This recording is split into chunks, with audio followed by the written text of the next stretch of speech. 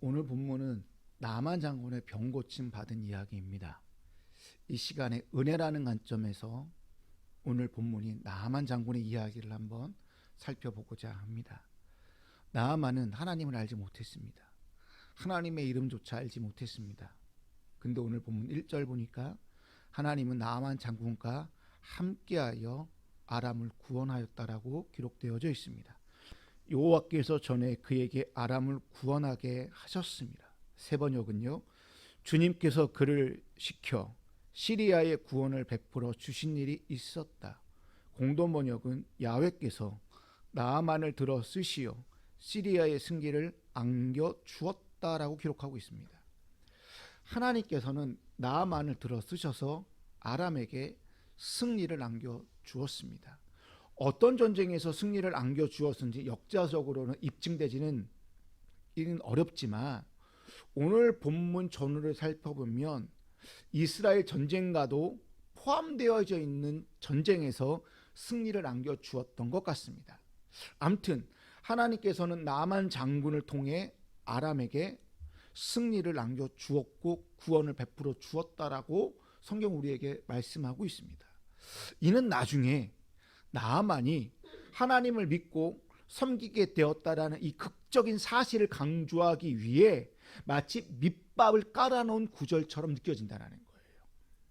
또한 이 말을 통해 우리가 한 가지 유출할 수 있는 것은 나아만은 하나님을 알지 못했지만 하나님께서는 그의 삶을 미리부터 알고 계셔서 깊이 관여하고 계셨다라는 것입니다. 이것이 은혜라는 거예요. 우리가 하나님을 알기 전부터 하나님은 우리 삶에 뭐 했다라는 거예요? 관여하시고 뭐예요? 함께 하셨다라는 거예요. 우리가 하나님을 알기 전부터, 알지 못할 때부터 바벨론을 들어 마치 범죄한 유다 백성을 심판하신 것처럼 우리가 잘못된 길을 가고 있을 때에 벌하여 주셨고, 또 페르시아 고레스 왕처럼 이스라엘을 뭐 했다라는 거예요? 구원하신 것처럼 우리의 삶을 구원하시고자 선한 길로 뭐 했다라는 거예요? 인도해 주셨다라는 거예요. 그뿐만 아니라 요나 이야기처럼 심판받아야 마땅할 느느에게 회개할 기회를 주셨던 것처럼 우리가 잘못을 뉘우치고 돌아올 수 있는 기회를 늘 주셨다라는 거예요. 이 부분은 나중에 우리가 예수를 믿고 난 뒤에 우리가 뭐라고 고백하냐면 이 모든 것이 하나님의 섭리였습니다. 그리고 내 삶은 하나님의 계획 아래 있었습니다라고 고백하게 된다라는 거예요. 어찌 보면 우리가 이렇게 나와 예배 자리에 앉아 있고 그리고 하나님 앞에 찬양과 경배 드릴 수 있는 그 자체가 하나님의 섭리고 하나님의 계획 아래 있다는 것입니다. 하나님이 우리를 하나님의 사람으로 세우기 위하여 일찍부터 우리가 예수 믿기 전부터 다양한 사람들을 보내주셨고 다양한 환경을 통해 하나님의 섭리와 계획을 우리 삶에 드러내고 계셨다라는 것입니다. 이것을 깨닫는 것이 은혜라는 거예요. 지금 당장은 하나님의 섭리와 하나님의 계획이 어디에 있는지 우리는 알 수 없어요. 그렇지만 내 삶에서 크고 작은 많은 문제들이 해결되고 아픔과 고통들이 해결될 때마다 그리고 우리의 자녀들이 하나의 가정을 끝나고 나서 보면 그 속에 하나님의 섭리가 무엇이었고 하나님의 계획이 어디에 있었는지를 우리는 비로소 알게 된다는 것입니다. 하나님은 나만 장군에게 있는 또한 나병을 통해 하나님의 섭리를 알게 하셨습니다. 그리고 그 나병을 통하여 하나님의 은혜를 체험케 하셨다라는 것입니다. 이것이 두 번째 은혜의 관점이라는 것입니다. 나아만은 아람의 군대 장관으로서 왕 앞에 크고 존귀한 자이고 큰 용사라고 1절에서 기록해 놓았습니다. 그러나 1절 말씀 끝부분에 뭐라고 되어 있냐면 나아만은 나병 환자다라고 되어져 있다는 거예요. 그러니까 지금 나병 환자로서 너무나도 매일매일 고통스러운 나날들을 살고 있다라는 거예요. 나병은 한센병입니다. 격리 생활을 해야 돼요. 그런데 나반의 이 나병을 보니까 격리하지 않아요. 그냥 군대 장관의 역할을 다 수행하고 있고요. 가족들과 함께 지내는 것을 보아 이 나병은 남들에게 전염되지 않는 악성 피부 질환으로 해석될 수 있다는 거예요. 이 나병만 해결되면 나만 장군은 완전한 퍼펙트한 인간이에요. 모든 사람들한테 존경받는 완벽한 인간이라는 거예요. 근데 나만은 그 병을 없애려고 아람의 온갖 의술을 다 동원했을 거예요. 그리고 좋다는 신들을 다 찾아갔고요. 주술사들이 다 찾아가서 그 방법들을 다 총동원하여 고쳐보려고 했지만 아무런 도움을 받지 못했다는 것입니다. 오늘 우리에게도 나만과 같이 내가 지금 앓고 있는 나병들이 하나둘씩은 다 있다라는 거예요. 여러분 있어 나병이 무엇인가 한번 생각해 보십시오. 나병은 내 삶 속에서 아킬레스인 것처럼 제일 약하고 제일 연약한 부분일 것입니다. 또한 이 나병은 우리를 망가뜨리고 있는 것이고요. 우리 인생에서 늘 무거운 짐을 짐진 것처럼 내가 늘 평생 동안 짐을 지고 가야 하는 것이 나병일 것입니다. 저의 삶 속에서 나병은 평생 고질병인 무릎과 허리일 것입니다. 그리고 저의 성질머리일 수도 있고요. 저의 스펙, 이력이 또한 너무나도 연약하고 악한 나병과도 같다라는 것입니다. 누구나 한 가지 이상은 나병 같은 것을 다 가지고 있어요. 이것이 육체적인 걸 수도 있고요. 정신적인 걸 수도 있고요. 또는 인간관계일 수도 있고요. 또는 성격, 성품의 문제일 수도 있다는 것입니다. 그런데 우리는 믿는 자이기 때문에 그 나병을 주님 앞에 다 가지고 나와서 주님 앞에 다 토로해내야 된다는 거예요. 여러분 죄송하지만 주님 앞에 가지고 나온다고 해서 그 문제, 그 나병들이 해결되나요? 해결되지 않아요. 평생 내가 안고 가야 될 문제라는 거예요. 그것들은. 그럼에도 불구하고 그 나병으로 인해 우리는 주님을 찾을 수밖에 없고 주님 앞에 무릎 꿇을 수밖에 없고 눈물을 흘리며 기도할 수밖에 없다라는 사실입니다. 분명한 것은 그 나병은 내 삶에서 영영 해결되지는 않지만 그 나병을 통해 우리는 하나님을 새롭게 만난다라는 거예요. 오늘 내가 이 부분이 너무 아파서 기도하였지만 그래서 하나님을 만나요. 내일은 이것 때문에 또 기도해요. 근데 내일 하나님을 새롭게 만난다라는 거예요.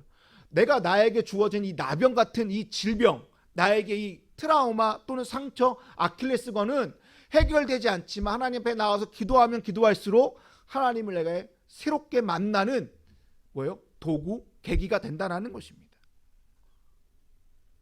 다시 말해 나 자신의 제일 연약한 부분이 주님을 만나는 결정적인 역할을 한다는 것입니다.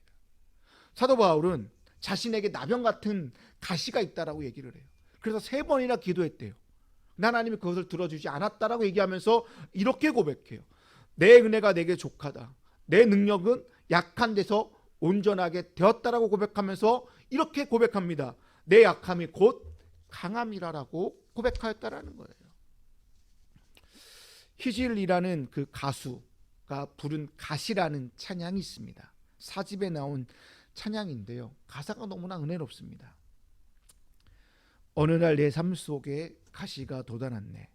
불쑥 내 삶에 찾아온 가시는 나를 찌르고 또 넘어지게 해. 완전하고 싶은 나를 절망으로 이끄는 가시를 버릴 수도 없고 또 안을 수도 없어서 나는 수많은 밤을 이 고통을 알기 전으로 되돌려 주시기를 눈물로 지새웠지. 가시를 빼 주시기를, 나를 살려 주시기를. 가시가 나를 이끌고 간 고독한 자리에서, 주님과 나만 아는 그 자리에서 비로소 보게 되는 건 내 가시를 통해 나를 붙들고 계신 주님, 가시가 나를 이끌고 간 그 은혜의 자리에서, 주님과 나만 아는 그 자리에서 비로소 보게 되는 건 내 아픔이 아닌 자기 생명을 주신 사랑이라는 찬양입니다. 여러분, 이 가시라는 이 찬양의 가사처럼 내 삶에 가시든 나병이든 이것을 통해 비로소 뭐 한다는 거요? 주님을 만나게 되고요, 하나님의 사랑을 알게끔 한다는 것입니다. 내 삶에 가시가 있다라는 것은 역으로 말해 내 삶에 큰 은혜가 임하게 된다라는 것입니다. 나만 장군은 이스라엘에서 잡아온 어린 몸종 여종을 통하여 신락 같은 희망의 메시지, 희망의 이야기를 전해 듣습니다. 그게 3절에 있는 말씀입니다. 주인 어른께서 사마리아에 있는 한 예언자를 만나보시면 좋겠습니다. 그분이라면 어른의 나병을 고치실 수 있을 것입니다 라고 얘기합니다. 나아만은 여종의 말을 듣고 곧바로 아람 왕에게 바로 이 소식을 전합니다.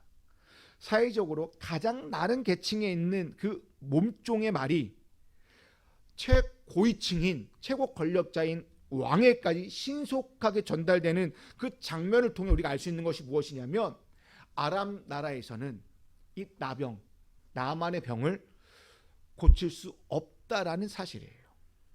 나만이 나병이에서 나올 수 있다는 가능성을 들은 아람 왕은 곧바로 편지를 씁니다. 그리고 나만을 편지와 함께 이스라엘로 보냅니다.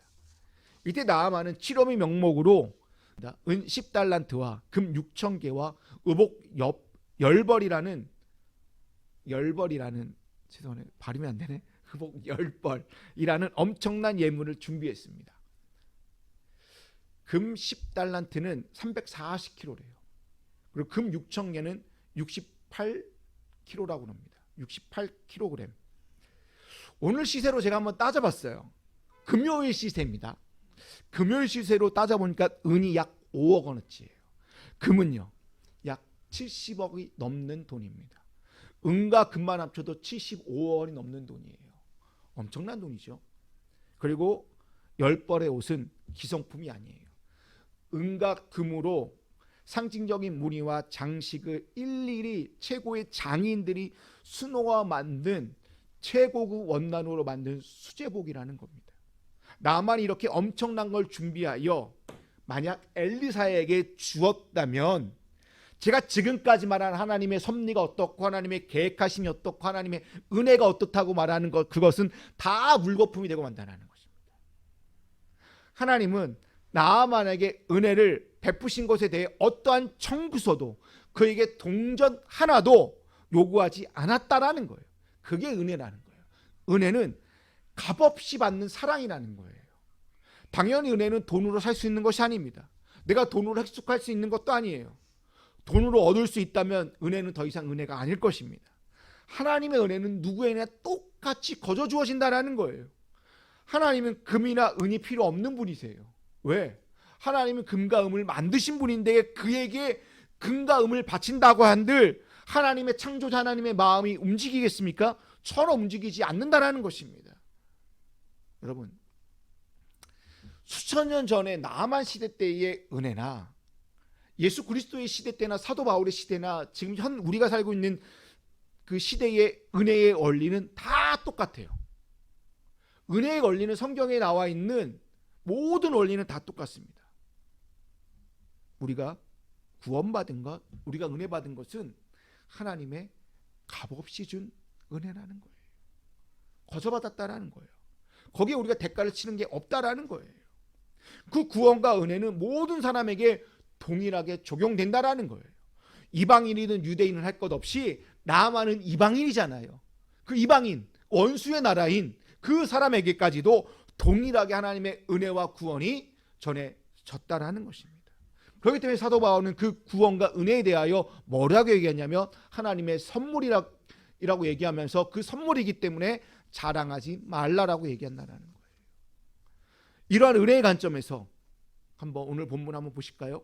엘리사는 나만 장군 집 앞에 당도하게 됩니다. 근데 엘리사는 집 밖으로 나오지 않습니다. 그리고 자신의 종을 통하여 대신 말을 전달하게 하끔 합니다. 이 본문을 의아해했습니다. 왜 안 나오지? 이런 생각도 해보세요. 이방인에서 안 나오나? 이방인이 아닌 유대인이었으면 북이스라엘 사람이었다면 엘리사가 나왔지 않았을까? 근데 이것을 한번 비틀어 봤습니다. 은혜라는 관점에서 한번 보자. 은혜라는 관점에서 볼 때 두 가지 이유가 있다고 봅니다. 그 중에 첫 번째는 선지자인 엘리사는 아마도 나아만의 기대에 역행하려 했던 것 같습니다. 무엇에 대한 역행이냐면 나아만은 자기 나라에서 수많은 신들과 사제들, 선지자들을 보았을 것입니다. 아마 이스라엘 신과 선지자도 자기가 경험한 것처럼 별반 다르지 않을 것으로 생각했던 것 같아요. 그 이유가 무엇이냐면 바로 엘리사에게 가고자 했을 때 엄청난 예물을 준비하잖아요. 그 준비한 의도가 무엇이었을까요? 이스라엘 선지자가 뭔가 주술적인 일을 벌이고 그 대가로 복채, 재물을 요구하려는 그 예상했던 그 갑이었던 것 같아요. 나아만은 일종의 하나님의 은혜를, 자판기 은혜를 구했던 것 같아요. 내가 돈을 집어넣으면 축복이 나오는 자판기식 은혜를 구했던 것 같아요. 자기가 그렇게 살아왔기 때문에. 근데 자기가 믿었던 종교나 또는 오늘날 우리에게 전해진 우상과 미신은 다 기브 앤 테이크예요. 다 조를 지불하면 뭐예요? 복이 온다라고 생각한다라는 거예요. 아마도 하나님도, 그리고 자기가 자기의 병을 고쳐줄 선지자도 그런 사람으로, 그런 신으로 생각했던 것 같아요. 그렇기 때문에 나아만은 11절의 말씀처럼 선지자가 직접 나와서 상응하는 대가를 받고 하나님의 이름을 부르며 상처 위에 직접 안수하여 나병을 고쳐줄 거라는 기대를 가졌던 것 같아요. 간혹 목사이기 때문에 병원 신방을 할 때가 있습니다. 보통은 아픈 부위에 제가 손을 올려놓고 딱 대부분 기도를 해요. 단 여성의 그 부인 질환 때는, 그러나 수술을 하거나 치료를 할 때는 성경책 위에 손을 같이 올려놓고 기도를 합니다. 그 외에는 제가 대부분 그 아픈 부위에 손을 얹어놓고 기도를 합니다. 근데 간혹 제가 말씀만 읽고 기도만 하고 나올 때가 있습니다. 꼭 그럴 때 함께 동행한 분이 꼭 그런 말을 해요. 제가 많은 교회를 섬겨봤는데 다 똑같아요. 목사님, 손이라도 좀 잡아주시지. 안수기도를 해줬으면 좋았을 텐데 왜 그냥 기도만 하고 나오셨어요? 저를 뭐라 하는 것 같아요. 네, 다음부터는 안 그러겠습니다 라고 하지만 제 속의 마음은 제가 손을 얹지 않는 이유는 다 있는 거예요. 젊은 처자들이거나 젊은 여성 집사님들에겐 절대로 제가 터치를 하지 않습니다. 아무리 아파도. 또 여러 가지 이유가 있습니다. 또 제 한편으로는 뭐냐, 목사가 손을 잡는다고 해서 치료가 되는 것도 아니고, 목사가 아픈 부위에 이렇게 얹어놓고 막 뜨겁게 기도한다고 해서 빨리 회복되는 것도 아니잖아요. 오직 치료하시고 회복하시는 분은 누구예요? 하나님 한 분이시잖아요. 목사는 하나님께서 사용하신 도구에 불과하잖아요. 또 하나, 오늘 말씀을 보면서 나만이 가졌던 마음이 오늘 기독교 안에 너무나도 많아요. 제가 예전에 섬겼던 교회 중에 담임 목사님한테 안수기도를 받을 때 꼭 봉투를 가지고 와요. 제가 한동안은 몰랐는데 어느 날 목사님 앞에 이렇게 방 앞에 이렇게 서 있는데 다 이게 두 사람이 서 있는데 다 이렇게 하얀 봉투를 꺼내고 있는 거예요. 이 봉투가 뭐예요? 라고 물었더니 안수 받는데 이렇게 봉투를 가지고 한다라고 들었대요. 그게 교회에 갈래처럼 내려왔다라는 거예요. 그러니까 옛날 어느 권사님이 이렇게 했더니 나았더라 얘기가 이게 전해져서 마치 담임 목사님한테 올 때는 봉투를 가지고 와야 되는 것이 갈래였습니다. 여러분 보세요. 담임 목사한테 안수기도 받으려고 봉투를 가지고 온 사람은 하나님 앞에서도 봉투를 가지고 온다 수밖에 없다는 거예요. 봉투가 임하는 곳에 응답과 축복이 임한다라고 생각하기 때문에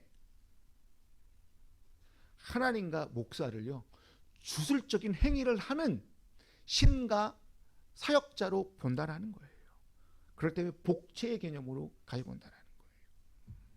사람들의 흔한 기대는 하나님이 자판기 은혜처럼 주술적인 일을 버리는 분이었으면 좋겠다라는 마음이 너무나도 많다라는 거예요. 우리 안에.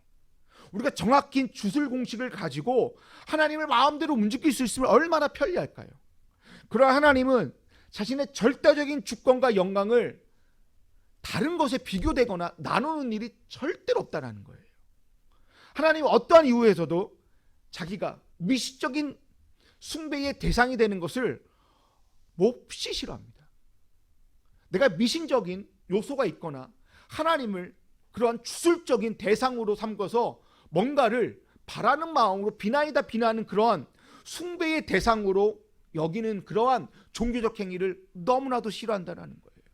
엘리사 역시 그저 나아만이 자기 나라에서 보았던 주술가보다 더 용한 주술가가 아님을 보여주기 위해 직접적인 만남을 꺼렸다는 거예요. 혹여나 어떠한 혼동도 미연에 차단하기 위하여 엘리사는 직접적인 대면을 하지 않았다는 거예요. 혹시나 나만이 저 선지자와 대면하였더니 안수하여서 내가 나았어. 내가 선지자가 무슨 말을 나에게 했더니 내가 그 말을 듣고 나았어라는 그 추술적인 것들을 엘리사는 다 배제시켜 놓았다라는 거예요. 엘리사는 그 대신 모든 초점을 오로지 하나님의 행위와 은혜에만 맞추어 놓았다라는 거예요. 선지자가 믿는 하나님만이 나만을 고칠 거라는 그 믿음을 주기 위하여 문전박대하듯이 나만을 문 앞에 세워 놓았다라는 거예요. 그리고 내가 직접 전하지 않고 종을 통하여 말을 대신 전함으로 말미암아 그 말 속에 뭐가 있다라는 거예요. 만군의 여호와 하나님만이 너의 병을 고쳐 주실 거야라는 것을 드러내기 위하여 엘리사를 문 앞에 세워 두었다라고 저는 생각합니다. 두 번째 이유는 은혜 앞에서는 내 생각이 있을 수 없습니다. 엘리사는 집에서 나오지 않고요. 그 대신 자기 종을 시켜서 나만에게 이렇게 전합니다. 요단강에 7번 씻으라고. 그러면 너의 몸이 아기 살처럼 깨끗해질 거다라고 전합니다. 나만은 이 말을 듣고 화가 나서 발길을 돌립니다. 이렇게 화가 난 이유를 보니 11절에 뭐라고 되어 있냐면 내 생각에는 이라는 말이 정확하게 써져 있어요. 내 생각에는 나만이 생각할 때 너무나도 어처구니 없는 처방이라는 거예요. 여러분, 은혜 앞에 내 생각이 있을 수 없어요. 내가 은혜 받고 싶으면 내 생각은 내려놓아야 됩니다.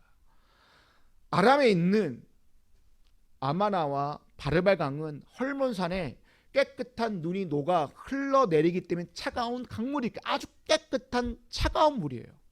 그에 비해 요단강 물은요 보잘것없고요 혼탁하여 왠지 더럽고 미지근한 물처럼 느껴진다라는 거예요. 그런 물에 씻으라는 처방을 한번 내렸다고 생각해 보십시오. 내가 지금 먼 길에서 엄청난 예물을 가지고 왔는데 제가 나를 무시하네? 라고 생각하지 않았을까요? 근데 더 놀라운 건 강에 들어가서 씻으라는 일은 누구라도 할 수 있는 일이잖아요. 내가 우리나라의 다메섹에 있는 그 아마나 바르강 그 강에서도 충분히 씻을 수 있는 일을 왜 나가 여기까지 와서 그 더러운 요단강에 씻으라고 해? 야, 이건 너무하다라는 거예요. 만약 나만에게 뭔가 대단하고 어려운 처방을 내렸다면 나만 장군은 납득했을 거예요.